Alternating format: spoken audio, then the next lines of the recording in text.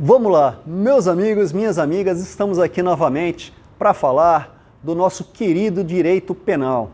Só que a gente tem que lembrar que o direito penal não é só o Código Penal, também existem legislações extravagantes e hoje nós vamos falar uma delas. Na verdade, essa legislação, vou dar a primeira dica, já existia desde 65 uma normatização para esses crimes.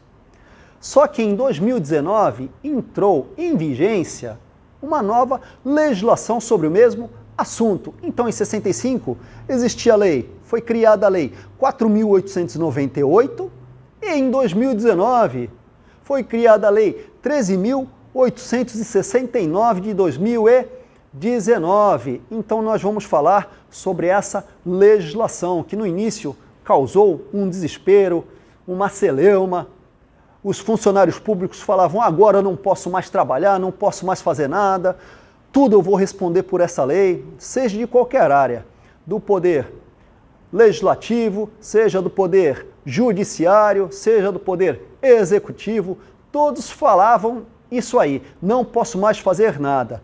Então, nós vamos falar especificamente sobre uma categoria de funcionários públicos, aqueles funcionários públicos que atuam na atividade de segurança pública. Nós vamos falar essa lei e mais essa atividade. Que lei é essa aí? Que nem eu falei, é a lei 13.869, que fala sobre o quê? O abuso de autoridade. Então, nós vamos falar sobre a lei de abuso de autoridade, mais a atividade de segurança pública. O que pode e o que não pode. Eu separei os artigos desta lei que são mais específicos para a atividade de segurança pública, não que os outros não sejam importantes, são sim, mas para a atividade de segurança pública eu separei alguns artigos e nós vamos falar dele. Até porque essa lei prevê assim, no parágrafo 1º, o que é? Uma pessoa falou para mim logo que entrou em vigor essa lei, falou assim, aquele agente lá de segurança pública já cometeu o crime previsto lá no artigo 1º. Eu falei, não, no artigo 1º, a única coisa que fala é, a lei define quais são os crimes de abuso de autoridade e quais são as pessoas que respondem a esses crimes. Já para explicar, os crimes propriamente ditos estão do artigo 9º em diante. Do artigo 8º, primeiro até o 8º, exatamente, só fala do rito, quais são as pessoas que respondem, qual o tipo de conduta, qual o tipo de dolo. Isso aí que fala as penas, fala das penas também, o tipo de ação pública que é incondicionada. Nós vamos falar disso no decorrer da nossa aula aqui, né? Como eu falei, ó, no artigo 1º só fala que comete abuso de autoridade as pessoas, agentes públicos, servidores ou não, que no exercício de suas funções, ou então a pretexto lá de exercer a sua função, cometam algum dos crimes previstos nessa legislação. Quais crimes? Como eu falei, do artigo 9º em diante. Os crimes previstos do artigo 9º em diante. O que é um fato relevantíssimo que a gente não pode deixar de falar é o parágrafo 1º desta lei, né? Ele é muito importante, porque nós podemos até cometer uma figura prevista criminosa lá no artigo 9º em diante, mas o parágrafo 1º do artigo 1º prevê o quê? O tipo de dolo. O tipo de dolo. Então, só será processado, julgado e, quem sabe, condenado pelo abuso de autoridade se você cometer um dos crimes tipificados nesta lei, não importa em outras leis, para responder abuso de autoridade tem que ser os crimes desta lei, mais o dolo específico previsto no parágrafo 1º, porque está falando lá a finalidade específica. Olha lá, ó, as condutas descritas nessa lei constituem crimes de abuso de autoridade quando se praticados pelo agente com a finalidade específica, ou seja, tem que ter o dolo específico.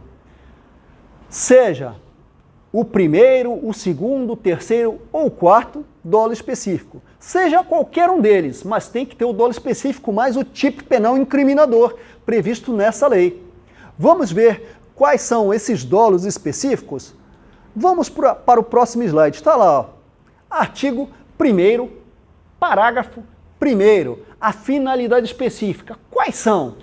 A primeira lá, prejudicar alguém. Se eu quiser prejudicar alguém, a minha intenção real é prejudicar, cometer aqueles crimes previstos do artigo 9º em diante, com a intenção específica, com a finalidade específica de prejudicar alguém.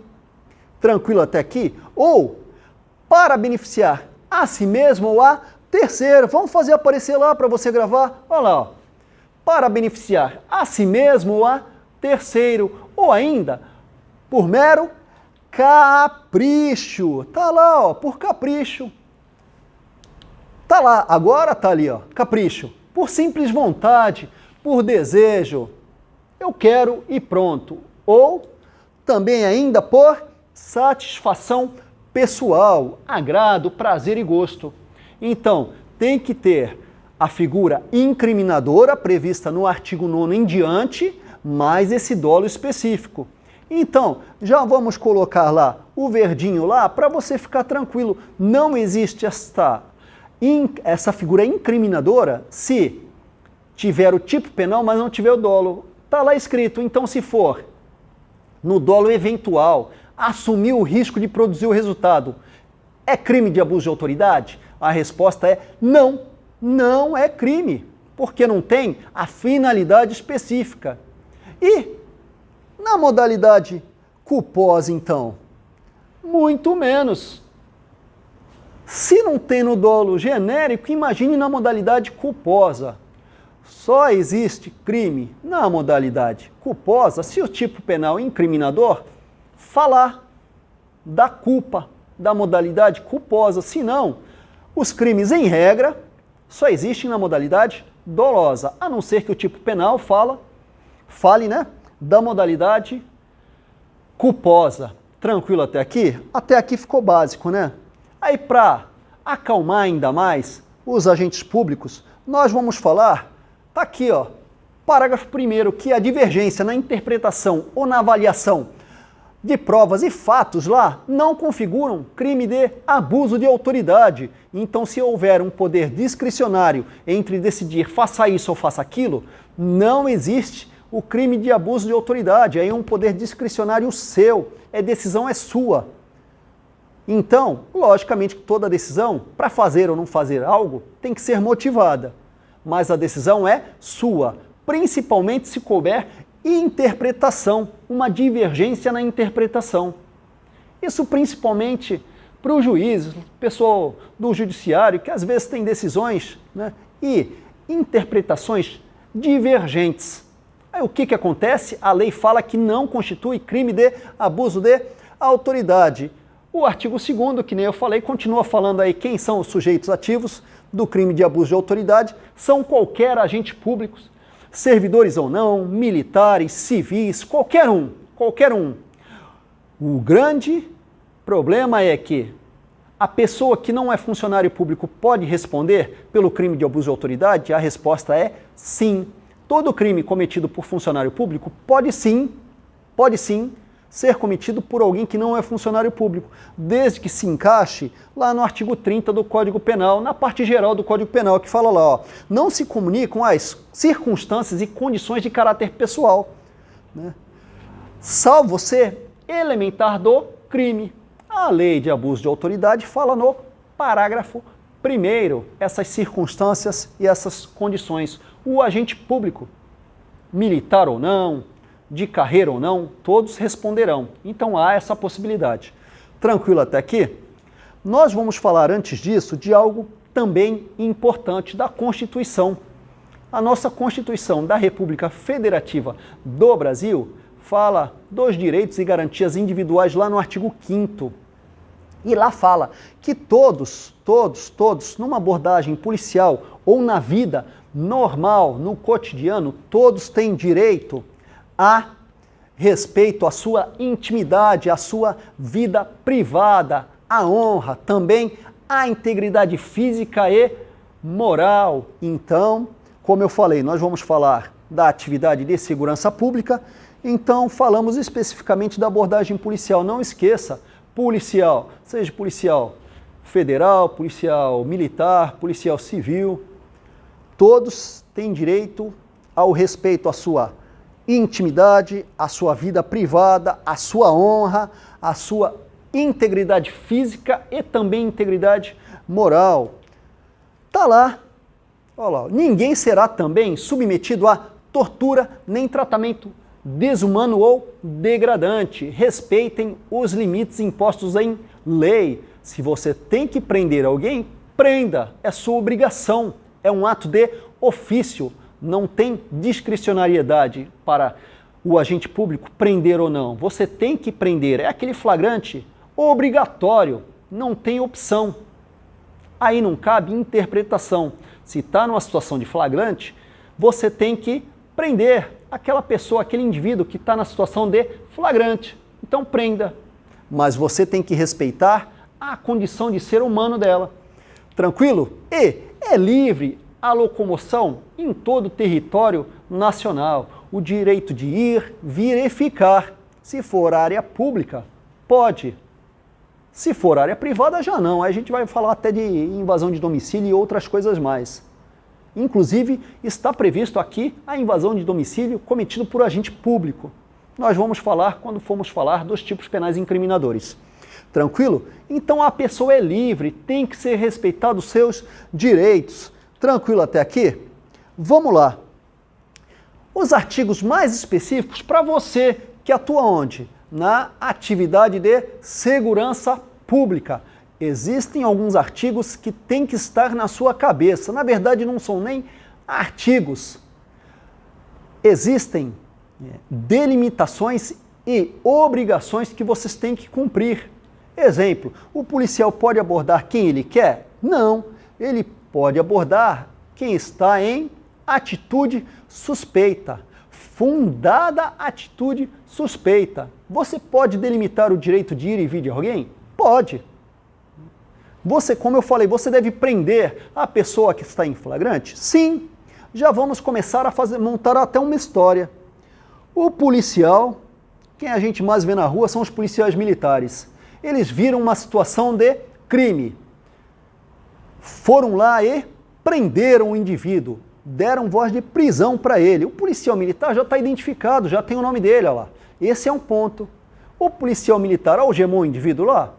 Já falamos em outro vídeo, se tiver resistência, receio de fuga ou perigo à integridade física de alguém, o policial deve algemar. Se houver essa necessidade. Está previsto lá na súmula vinculante 11 do STF. Tranquilo? E se chegar um advogado? A Constituição também fala que o preso tem direito à assistência da família, de um advogado, à identificação de quem o prendeu ou quem está o interrogando. Olha lá, como é fácil. A legislação de abuso de autoridade. É só você fazer o que a lei determina. É só você fazer o que a Constituição de 88 determina, lá nos direitos e garantias individuais, previsto lá no artigo 5º. Tranquilo até aqui? Vamos falar então, começar a falar dos artigos mais específicos para quem atua na atividade de segurança pública. A gente começa pelo artigo 13º, artigo 13 da legislação. E já falando, aí tem que ter o crime do artigo 13 mais aquele dolo específico que eu falei no início. Não existe a modalidade culposa ou dolo eventual, assumir o risco de produzir o resultado.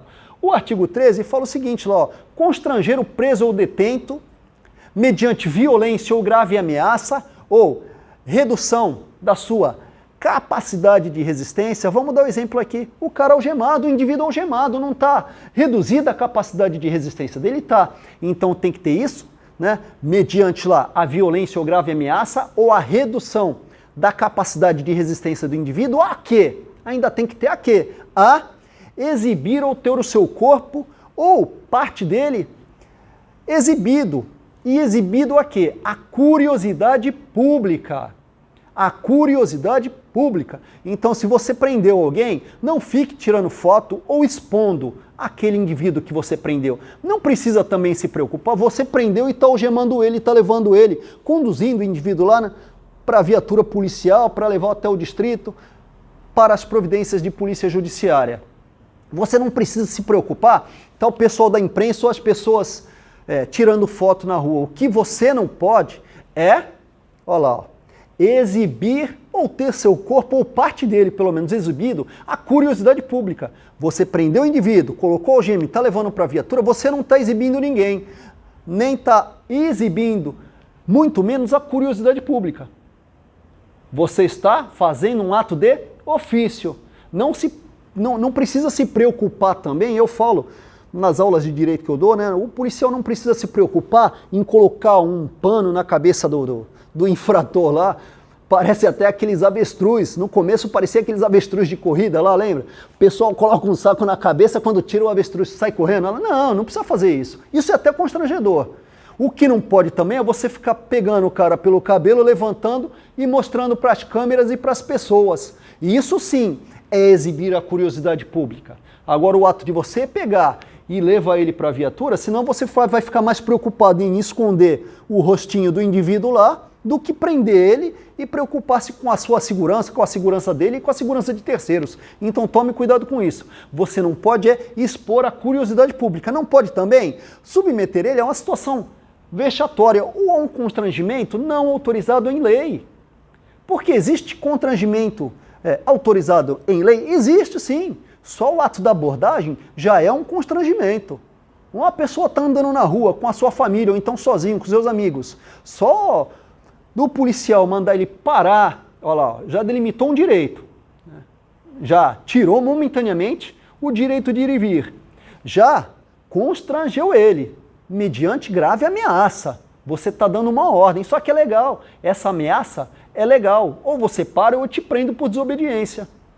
É uma ameaça legal. Você está informando o indivíduo que vai prendê-lo. Você está dando uma ordem legal, porque você tem uma fundada suspeita. Agora, faz o cara ficar fazendo pô de chinelo, flexão no meio da rua, né? Ficar gritando algum nome aí. Já vimos vídeos aí de policiais que filmam as pessoas, né, falando eu amo tais policiais aí, eu amo isso. Isso sim é crime.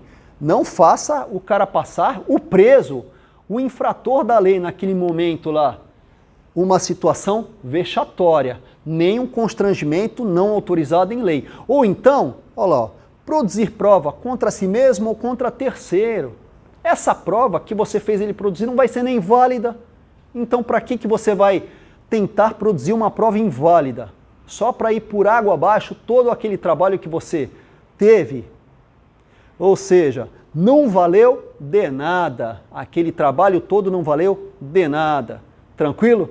Então, esse é um dos artigos importantíssimos para os agentes de segurança pública. Não constranja ninguém mediante violência ou grave ameaça, ou então reduzindo a sua capacidade de resistência a exibir-se ou ter parte do seu corpo exibido ao quê? Que nem eu falei, a curiosidade pública. Ou fazer ele passar uma situação vexatória ou algum constrangimento não previsto em lei, ou ainda produzir prova contra si mesmo ou contra terceiro. Vai ser até, desculpe a expressão, mas um ato burro de uma pessoa tão inteligente que trabalhou, se esforçou para passar num concurso público e depois fazer o cara produzir uma prova contra ele mesmo. Vai ser anulada aquela prova. E se a condenação fosse depender só daquela prova, nem condenado o indivíduo vai ser, porque a prova é ilegal. Tranquilo? Não pode prova nem ilegal nem legítima. Tranquilo então até aqui? Então vamos continuar aí, né, para o próximo artigo. Qual que é? O artigo 15. Olha lá, ó. Constranger a depor sob ameaça de prisão quem? Pessoa que em razão de função, cargo, ministério, ofício ou profissão deva guardar segredo. Incorre na mesma pena quem prossegue com interrogatório, quem exerceu seu direito ao silêncio ou queria ser assistido por um advogado ou por um defensor público. Já vamos falar dos dois aí. Existem pessoas que não são obrigados a depor em hipótese nenhuma. Existem aquelas pessoas que podem depor, só que não prestam juramento, e existem aquelas pessoas que não são obrigados a depor, que são essas pessoas lá que, em razão da sua função, ministério, ofício ou profissão, não podem depor. E existe exceção para essas pessoas deporem? Sim, se a parte interessada autorizar. Se a parte autorizada interessada autorizar, aquele profissional, aquele que exerce aquele ofício, aquela função, aquele ministério pode depor. Mesmo a pessoa interessada autorizando, eu passo num médico. O médico tem que guardar segredo. E eu autorizo ele a depor sobre algo do meu tratamento de saúde. Ele pode optar, mesmo eu autorizando, se vai ou se não vai depor. Tranquilo? Então, no CAPT, fala exatamente dessas pessoas que têm a obrigação de guardar segredo. E a figura equiparada está lá previsto no parágrafo único. Incorre na mesma pena quem? Aquela pessoa que fala assim, ó, ninguém é obrigado a produzir prova. Nós vimos lá no artigo anterior, no artigo 13, quer dizer, nós vimos no artigo 13 lá, que ninguém é obrigado a produzir provas, também não é obrigado a depor. O acusado, o investigado, não é obrigado a depor, também é um direito constitucional. Como você vai obrigar o cara a depor? De repente ele fala assim, ó, não quero falar nada sobre o assunto. Ponto, morreu, acabou o interrogatório. Ou então ele fala assim, eu até quero falar, mas na presença do meu advogado, ou na presença de um defensor público. Então, não fique forçando o cara a falar, a pessoa a falar, se ele está falando que quer exercer o seu direito ao silêncio. Não existe quem cala consente. Quem cala está preservando um direito constitucional. O Estado que tem que provar que você é culpado. Então, quem cala não consente. Quem cala está exercendo um direito constitucional. Tranquilo até aqui? Vamos ver, então, alguns exemplos aí. Tá lá, ó.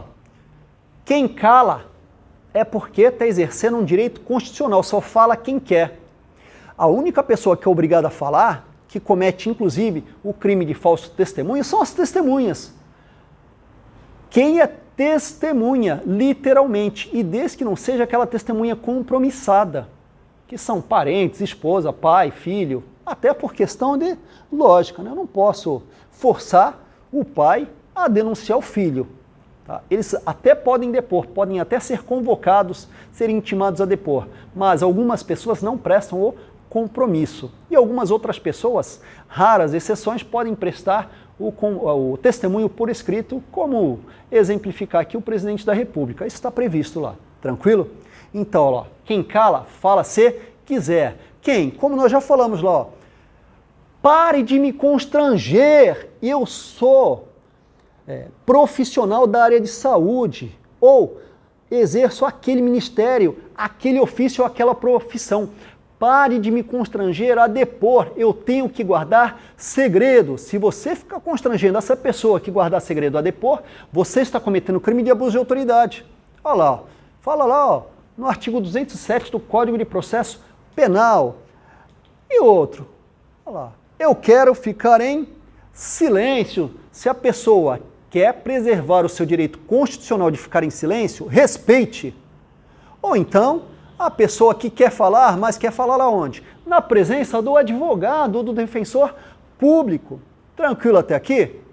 Então nós falamos do 13 lá, de constranger o cara a se expor à curiosidade pública, não falamos isso aí? Constranger alguém também, ok? Fazer alguma coisa não prevista em lei, algum constrangimento não previsto em lei, certo? Ou fazer ele passar uma situação vexatória, ou também ele produzir provas contra si. Aqui, cabem para duas pessoas, para o acusado, para o investigado, para o réu. Se ele quer ficar calado, ele não fala, ou se ele quiser só falar na presença do advogado, ele só fala na presença do advogado ou do defensor público, e também para as pessoas que devem guardar segredos. Tranquilo? Por quê? Porque a nossa legislação fala, olha lá, ó, quem é obrigado a falar? Só as testemunhas, como eu falei anteriormente. O autor, acusado, investigado, fala se quiser. Tranquilo até aqui? Tá bem simples até aqui, né? Olha lá, o artigo 5º da Constituição Federal fala que o preso será informado dos seus direitos, entre os quais o de permanecer calado, de biquinho fechado, sendo-lhe assegurada ainda assistência do advogado e de seus familiares. Então ele tem direito a essa assistência. Tranquilo até aqui? Sim. Vamos falar do artigo 16 em diante. Aqui é só a introdução, que nós vamos dar uma pausa para a nossa aula não ficar cansativa e vamos falar no vídeo seguinte, para não esquecermos do artigo 16 em diante. Já deixei na tela aí, mas nós voltaremos na próxima aula para que eu possa também tomar uma água, sou filho de Deus, né? E vocês também dêem uma relaxada, pensem nas coisas que eu falei, sobre ameaçar, constranger, expor a curiosidade pública e o dolo específico. Então já vimos do artigo 9º em diante, mas o dolo específico lá previsto no parágrafo 1º do artigo 1º, que define os crimes de abuso de autoridade. Tranquilo até aqui? Então até o próximo vídeo.